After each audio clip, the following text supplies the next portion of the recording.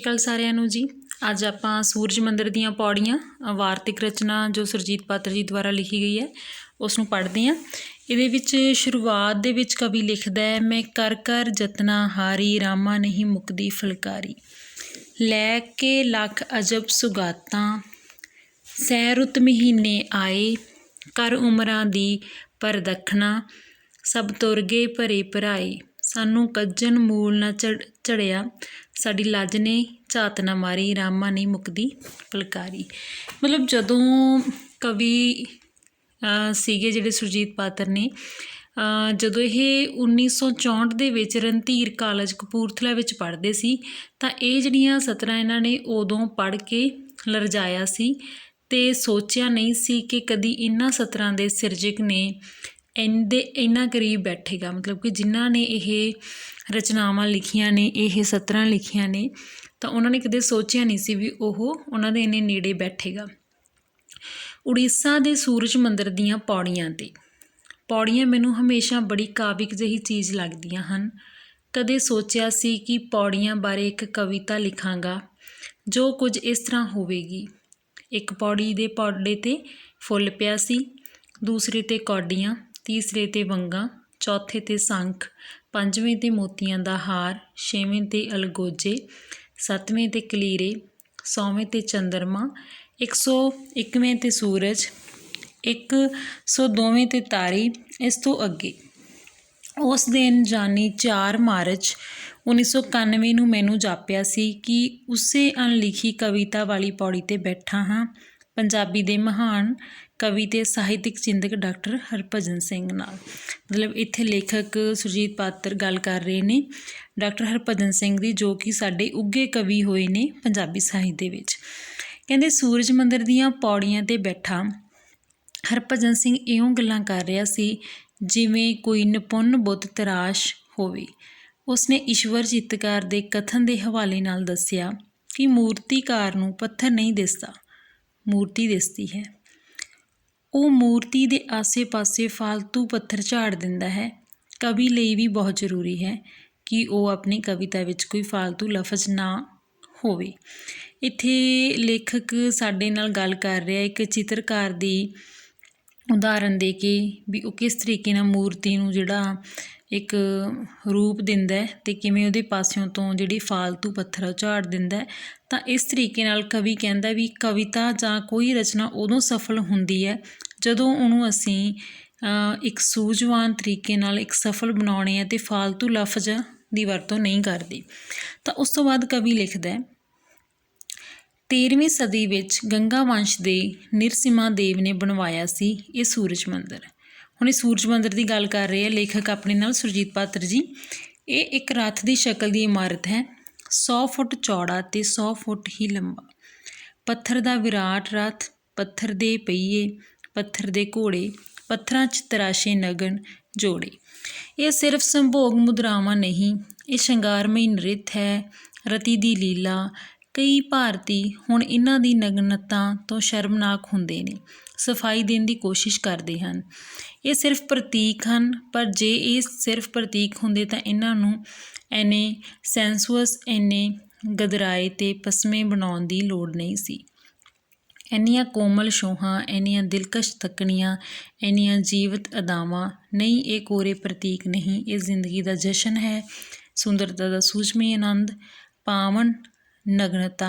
ਮੈਨੂੰ ਮਹਾਕਵੀ ਪੂਰਨ ਸਿੰਘ ਦੀ ਕਵਿਤਾ ਗਾਰਗੀ ਯਾਦ ਆਉਂਦੀ ਹੈ।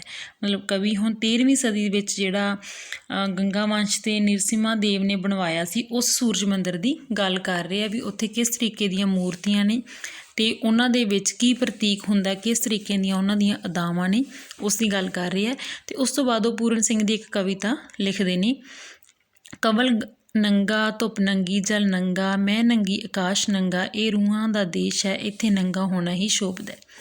ਉਸ ਤੋਂ ਬਾਅਦ ਉਹਨਾਂ ਨੇ ਡਾਕਟਰ ਹਰਭਜਨ ਸਿੰਘ ਆਪ ਮੁਹਾਰੇ ਆਪਣੀ ਇੱਕ ਕਵਿਤਾ ਵਿੱਚ ਇਹਨਾਂ ਤੁਕਾਂ ਨੂੰ ਅਦਾ ਕਰਨ ਲੱਗ ਪਈ। ਇਹ ਕਵਿਤਾ ਵਿੱਚ ਰਤੀ ਸੰਜੋਗ ਦਾ ਬਿਆਨ ਹੈ।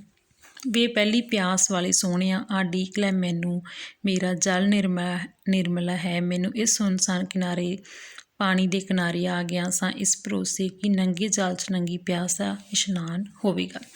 ਹੁਣ ਉਸ ਤੋਂ ਬਾਅਦ ਕਵੀ ਨੈਕਸਟ ਗੱਲ ਕਰਦੇ ਨੇ ਆਪਣੇ ਨਾਲ ਡਾਕਟਰ ਹਰਭਜਨ ਸਿੰਘ ਦੀ ਕਵਿਤਾ ਬਾਰੇ, ਵੀ ਹਰਭਜਨ ਸਿੰਘ ਕਿਹੋ ਜਿਹੀ ਸ਼ਖਸੀਅਤ ਹੈ ਅਤੇ ਉਹਨਾਂ ਦੀਆਂ ਕਵਿਤਾਵਾਂ ਦੇ ਵਿੱਚ ਕਿਸ ਤਰੀਕੇ ਦੇ ਅਨੁਭਵ ਹੁੰਦੇ ਆ, ਉਹ ਆਪਾਂ ਹੁਣ ਪੜ੍ਹਦੇ ਹਾਂ।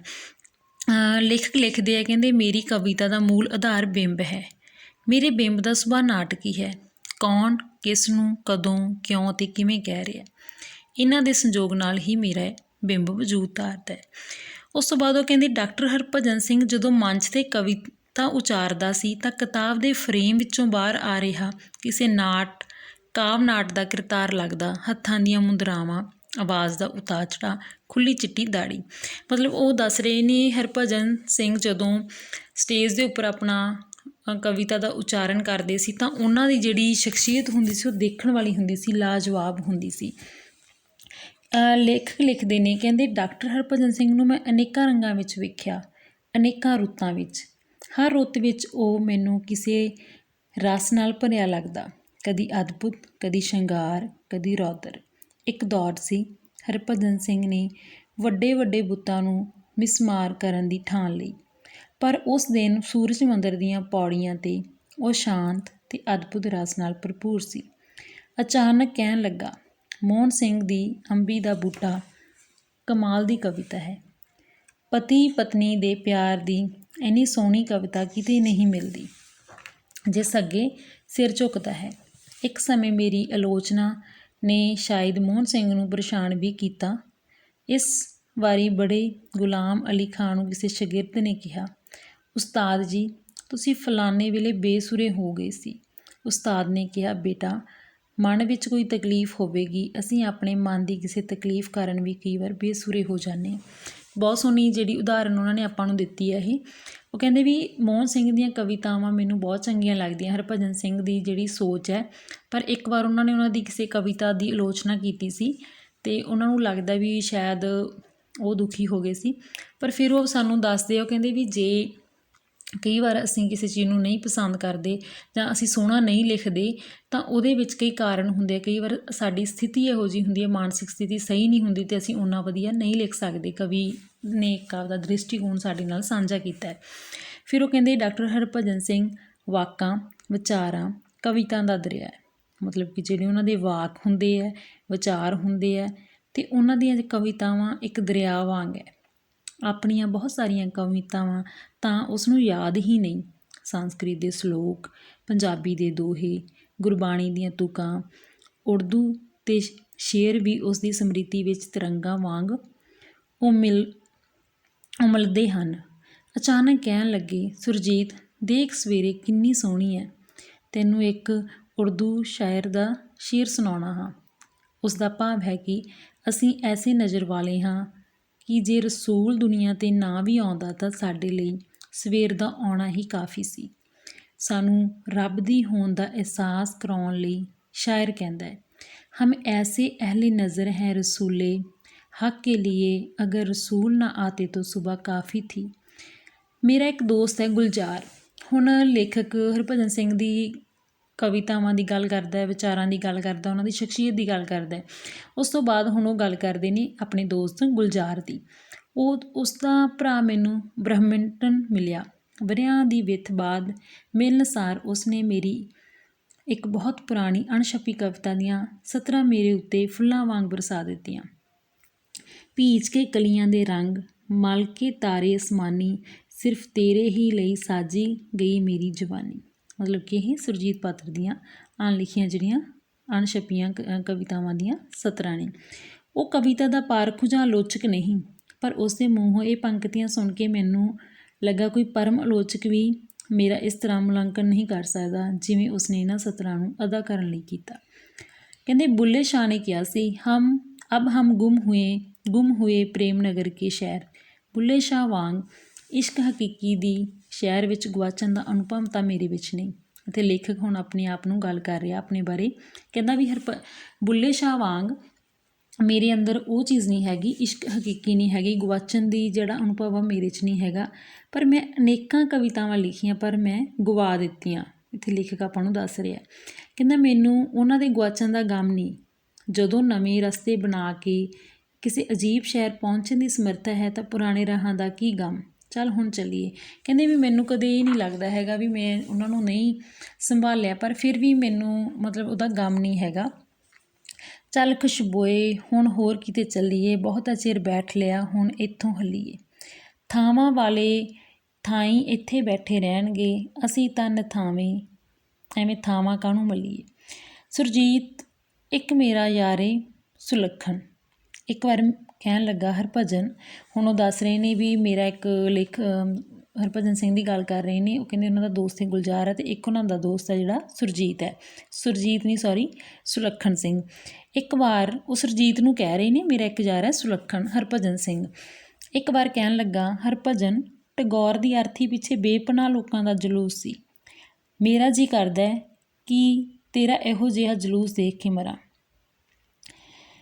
ਇਹ ਵੰਡ ਤੋਂ ਪਹਿਲਾਂ ਦੀ ਗੱਲ ਹੈ। ਮੈਂ ਕਿਹਾ ਸੁਲੱਖਣਾ, ਮੇਰੇ ਲਈ ਇਹੋ ਜਿਹਾ ਸੋਚਣਾ ਹੀ ਕਾਫੀ ਹੈ। ਡਾਕਟਰ ਕਮੀਆਂ ਦੀ ਵਿਦਾ ਆਪਣੀ ਵਿਦਾ ਬਾਰੇ ਸੋਚ ਰਿਹਾ ਸੀ, ਸ਼ਾਇਦ ਕਹਿ ਰਿਹਾ ਸੀ ਦੁਨੀਆ 'ਤੇ ਜੋ ਵੀ ਆਇਆ ਦੁਨੀਆ ਤੋਂ ਕਿੱਕਣ ਜਾਵੇਗਾ, ਕੁਝ ਮਿੱਟੀ ਵਿੱਚ, ਕੁਝ ਪਾਉਣਾ ਵਿੱਚ, ਕੁਝ ਜੋਤਾਂ ਵਿੱਚ ਸਮਾਵੇਗਾ।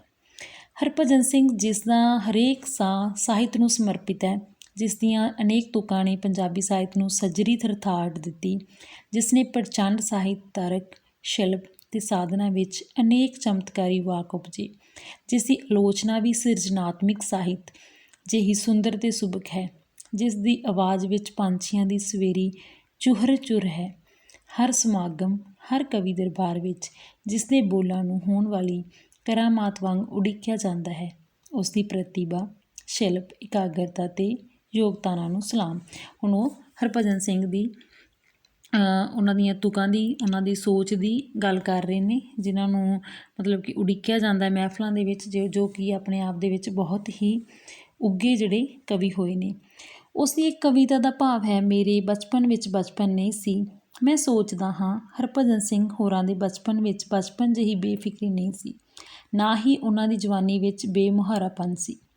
ਉਹਨਾਂ ਦੇ ਬੁਢਾਪੇ ਵਿੱਚ ਵੀ ਬੁਢੇਪਾ ਨਹੀਂ ਸੀ ਅਤੇ ਉਹਨਾਂ ਦੀ ਮੌਤ ਵਿੱਚ ਵੀ ਉਹਨਾਂ ਦੀ ਮੌਤ ਨਹੀਂ ਹੋਈ ਹੋਵੇਗੀ।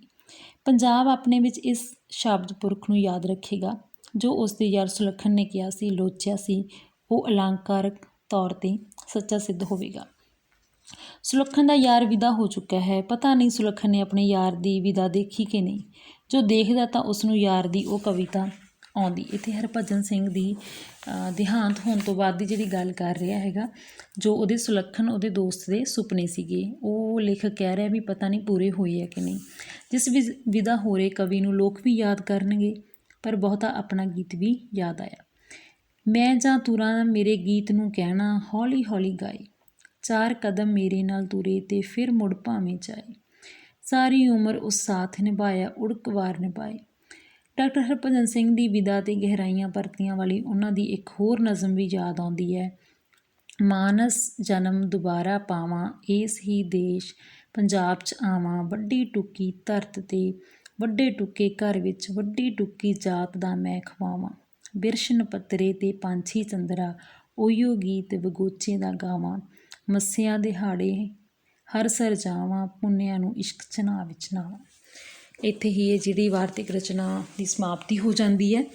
ਇਸ ਰਚਨਾ ਦੇ ਵਿੱਚ ਸੁਰਜੀਤ ਪਾਤਰ ਜੀ ਨੇ ਸਾਡੇ ਨਾਲ ਡਾਕਟਰ ਹਰਭਜਨ ਸਿੰਘ ਵਰਗੀ ਉਸ ਮਹਾਨ ਸ਼ਖਸੀਅਤ ਨਾਲ ਜੁੜੀ ਹੋਈ ਜਾਣਕਾਰੀ ਸਾਂਝੀ ਕੀਤੀ ਹੈ। ਉਹਨਾਂ ਦੀ ਲਿਖਣ ਦੀ ਜੋ ਕਲਾ ਸੀ, ਉਹਨਾਂ ਦੀ ਸ਼ਖਸੀਅਤ ਕਿਸ ਤਰੀਕੇ ਦੀ ਸੀ, ਉਹਨਾਂ ਦੇ ਵਿਚਾਰਾਂ ਦੇ ਵਿੱਚ, ਉਹਨਾਂ ਦੀ ਵਿਚਾਰਧਾਰਾ ਦੇ ਵਿੱਚ ਜੋ ਕਲਾ ਸੀ ਉਸ ਦੀ ਗੱਲ ਕੀਤੀ ਹੈ, ਅਤੇ ਉਹਨਾਂ ਦੀ ਸੁਪਨਿਆਂ ਦੀ ਗੱਲ ਕੀਤੀ ਹੈ ਵੀ ਉਹ ਮਰਨ ਤੋਂ ਬਾਅਦ ਵੀ ਪੰਜਾਬ ਦੇ ਵਿੱਚ ਹੀ ਜਨਮ ਲੈਣਾ ਚਾਹੁੰਦੇ ਨੇ, ਪੰਜਾਬ ਦੇ ਨਾਗਰਿਕ ਹੀ ਬਣਨਾ ਚਾਹੁੰਦੇ ਨੇ। ਤਾਂ ਉਹਨਾਂ ਦਾ ਪੰਜਾਬੀਅਤ ਨਾਲ ਪਿਆਰ, ਕਵਿਤਾ ਦੇ ਵਿੱਚ ਹੁਨਰ, ਉਹਨਾਂ ਦੀ ਵਿਚਾਰਧਾਰਾ, ਉਹਨਾਂ ਦੀ ਦ੍ਰਿਸ਼ਟੀਕੋਣ ਨੂੰ ਸੁਰਜੀਤ ਪਾਤਰ ਜੀ ਨੇ ਸਾਡੇ ਨਾਲ ਸਾਂਝਾ ਕੀਤਾ, ਜੋ ਕਿ ਇੱਕ ਸਾਡੇ ਸਾਹਿਤ ਲਈ ਬਹੁਤ ਜ਼ਿਆਦਾ ਵਡਮੁੱਲੀ ਜਿਹੜੀ ਉਹਨਾਂ ਦੀ ਦੇਣ ਹੈ, ਅਤੇ ਵਾਹ ਕਮਾਲ ਜਿਹੜੇ ਉਹਨਾਂ ਦੇ ਵਿਚਾਰ ਨੇ ਜਿਨ੍ਹਾਂ ਨੂੰ ਅਸੀਂ ਪੜ੍ਹਦੇ ਹਾਂ। ਸੋ ਆਸ ਕਰਦੇ ਹਾਂ ਤੁਹਾਨੂੰ ਇਹ ਪਾਠ ਸਮਝ ਆਇਆ ਹੋਵੇਗਾ। ਧੰਨਵਾਦ।